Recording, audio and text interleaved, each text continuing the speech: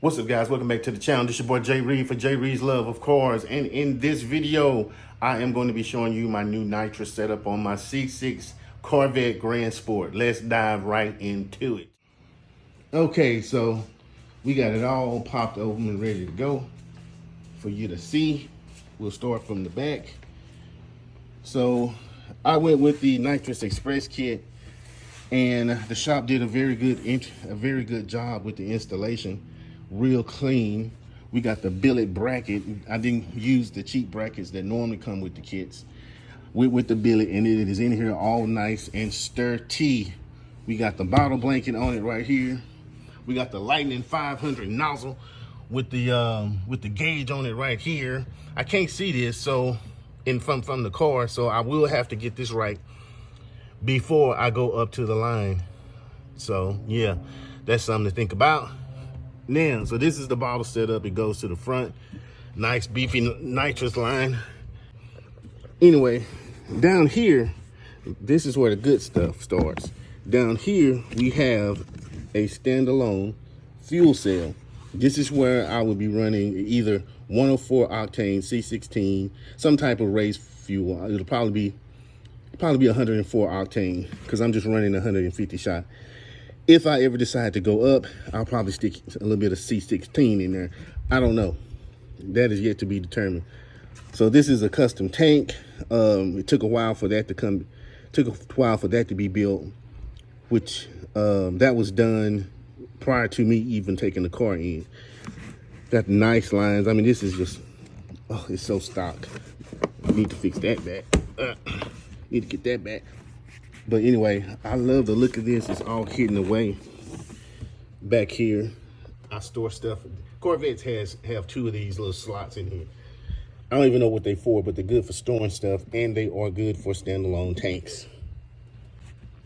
Now, that's that. Let's move to the inside. So in the inside of the car,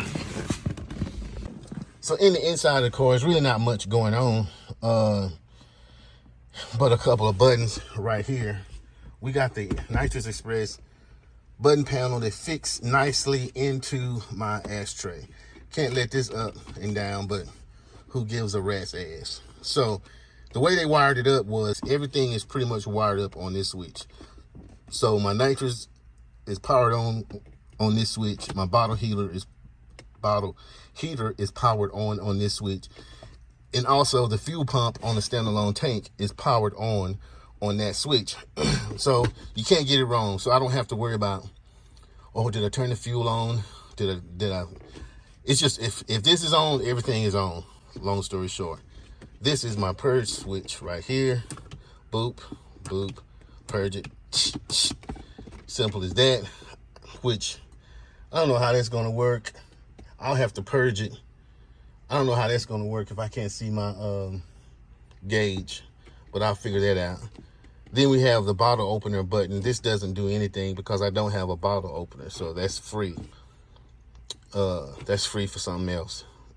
So these are the only two buttons that I'll be using. Pretty much a nice, clean install. What I didn't know, got all my jets down here. What I didn't know is that the legging filter, is it legging filter? Am I saying it right? Comes with this little tool, and I'll show you what this is for. So we got the solenoids right here.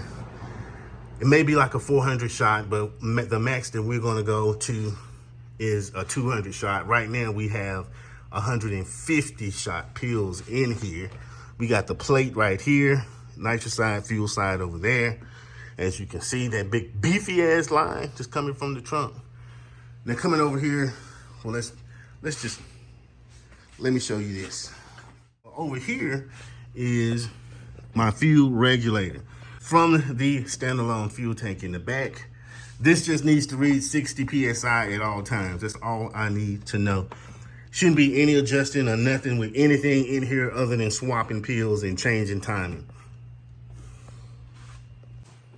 Coming back over to this side, we have the legging filter LNC 2000. This pulled the timing out. It does other shit too, but right now I'm just using it to pull timing out and to activate the nitrous into like a window switch. So I think it's coming in at 3400 and it's shutting off at 6800 or 6000, somewhere in there.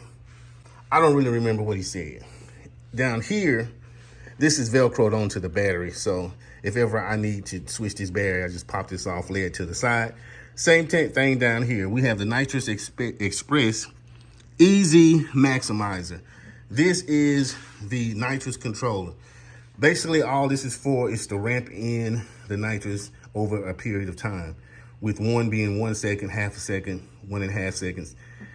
Right now, it's set at 0, and all I need to do to adjust this and that is to use that little screwdriver. Right now, it's set at 0, so we're giving her all the sauce on the hit. And if it doesn't hook, then I'll just ramp it up to 0.05 and just keep going until the bitch hooks. So that's that. That's real neat. I don't have this in the Fox body, so it looks pretty awesome. Everything is just done pretty awesome. The wiring is tucked away. It's just a good job all together. Oh, look at that LS3. Good God Almighty, I tell you. Okay, so that pretty much wraps up the nitrous install. I'm really happy with the way it turned out. I'm happy with the dyno numbers. Not releasing those right now, but I can tell you it's well over 500 horsepower on a 150 shot. Well over it. But anyway, so we got 150 shot peeled in there. Now I'm gonna leave it at that. The max I'm gonna shoot through this particular engine is 200. I'll probably do that later down the line, much later down the line. I don't really care. You know, that doesn't really matter to me at this point. I just want to get it to the track with 150. My whole goal on this car from the very beginning, before I knew anything about engines or whatever, I just wanted 500 horsepower to the wheel. So I achieved that goal. I'm well over it, and I think I've done the modifications in the correct order. The converter was tightened up a little bit. We shipped that off. That was free because I got this done within a year of getting the converter. So they restalled that for free, which basically it's still the same stall 3600, a Yank 3600, but what they did was change the clutch plates or something in there just to make it a little bit tighter so the nitrous won't blow through it. So we got that done. I got the leak fixed and I got an oil change. So not only did I get the nitrous installed, I got maintenance done on it as well. So this old girl should be ready to make a lick. I'm hoping at the very least now, with the nitrous in the car, to at least run about a 6.4, 6.5. You know, I'm well over the horsepower that I was when I was running a 7.4. Plus, yeah, way more torque. So I'm hoping at least run a mid-6, hopefully a low 6, but I know that's probably asking too much. That's probably asking too much for the old girl. And I still don't want to break anything, that's for sure. Y'all let me know what you think about it in the comments. This your boy. Peace.